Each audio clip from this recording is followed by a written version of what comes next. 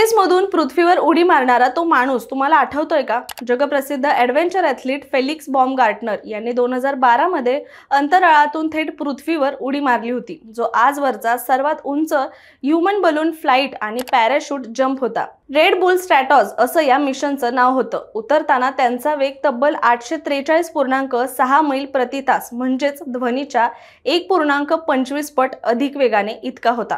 त्यावेळी ते 13 second flat स्पिनमध्ये अडकले होते. म्हणजेच काय तर 13 सेकंद गोल गोल फिरत ते जमिनीवर खाली उतरत होते.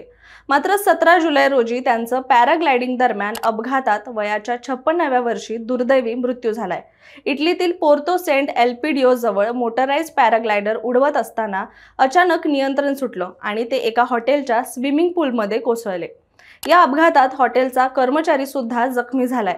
बॉमगार्टनर यांना गंभीर इजा झाल्याने रुग्णालयात नेण्याआधीच त्यांचा मृत्यू झाला. मात्र प्राथमिक अहवालानुसार त्यांना हवेत असतानाच हार्ट अटॅक आला आणि त्याचमुळे पॅराग्लायडर नियंत्रणाबाहेर गेलं. मात्र त्यांनी केलेलं हे धाडस हे इतिहासात मात्र कायमच अजरामर राहील.